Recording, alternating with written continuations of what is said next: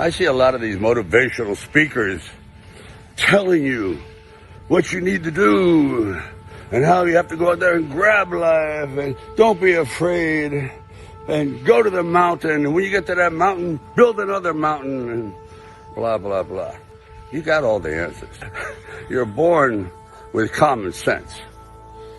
You may not believe it, but you have the answers. They're embedded in there. You know them. Just like all of a sudden, what? They gave them wisdom and not you? Come on. We all have it. I believe a lot of it is in our DNA. We're programmed to survive. Not just exist, prosper, go forward, blah, blah. You get it. So what I'm saying to you is this. A lot of these guys, women, have good ideas. They're very motivational, but motivate yourself because you have the instinct, you have the knowledge. The lesson lies in learning, and by teaching you'll be taught. It's all there anyway, just needs to be sought out. Take those thoughts, they're embedded in your brain that you already know the difference between right and wrong and how to succeed. How do you succeed? Perseverance. Just keep trying. Keep trying. It's not that hard. Not that complicated. I notice every year people make resolutions and maybe 5% stick. Because somehow along the way we sort of lose track of that ambition, that thought. And we say, I don't know if I can handle this. I guess the word is we quit. I have, certainly on many times. But sometimes the word quitting gets a bad rap.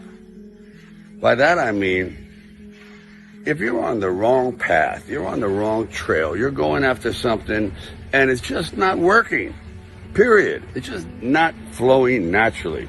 And you've been at it for a while, you go, I quit. Good. I did. And it opened up 1,000 new doors for me.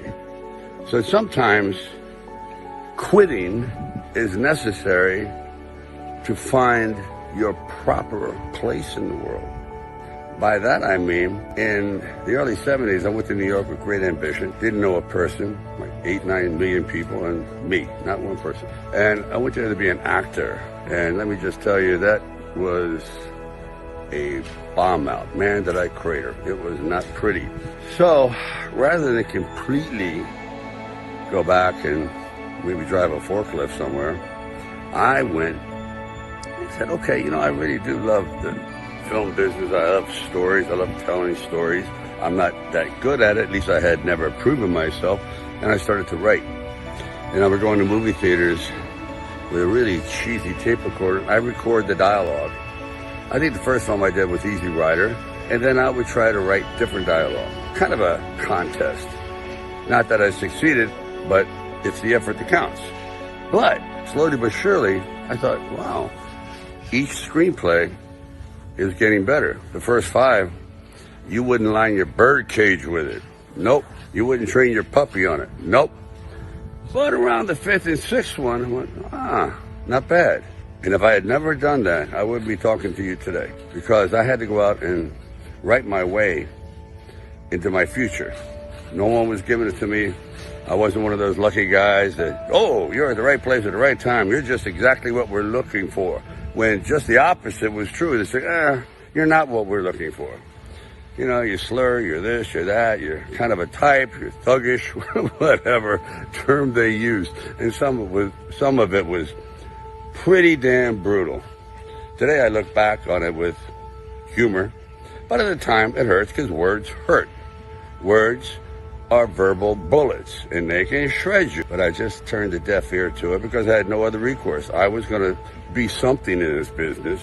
Not an actor, not a director, but a writer, which was the longest shot ever. So, in conclusion, sometimes quitting is great. Quitting causes you to go in a different direction that you normally wouldn't have gone in, and where you thought, I could never succeed in this. And lo and behold, that door opens, and all of a sudden, destiny pulls you through. It happened to me The fact that it happened to me is definite proof that it can happen to everybody if you're true to yourself. You never know what beats inside a guy's heart. The exterior belies the interior. So, I could go on and on about this, but it happens, folks.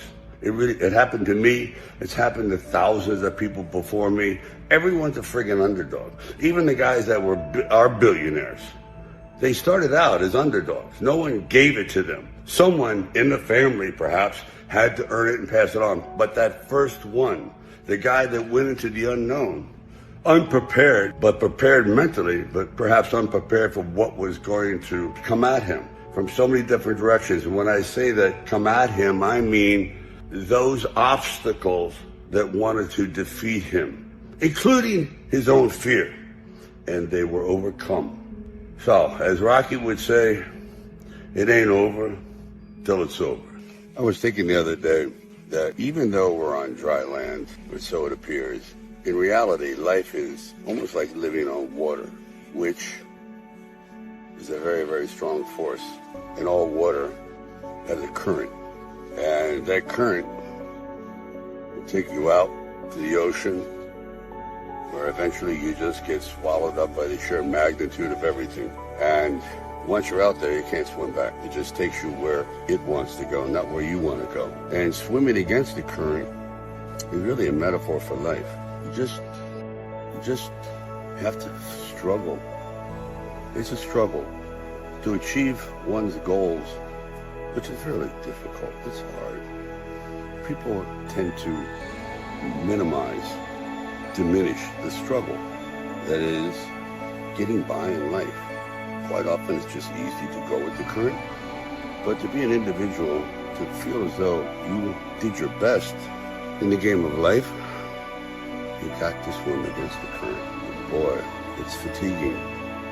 But when you get to the other side, and you can climb out of that water, and you're at the place you want to be, in that unexplored area, like it reminds me of the extraordinary optimism of explorers. Imagine 1,000 years ago, setting sail, the complete unknown. You have no idea. At one time, they thought the earth was flat. You just go over the side and you die, but you still went. Were there sea monsters? Were this, that? I mean, all kinds of dangers. You're going into an absolute abyss. Yet, what keeps you going? Is you know there's something better out there if you're willing to face the danger, the unknown. That's the journey of life. And it's invigorating as well as challenging. Keep punching.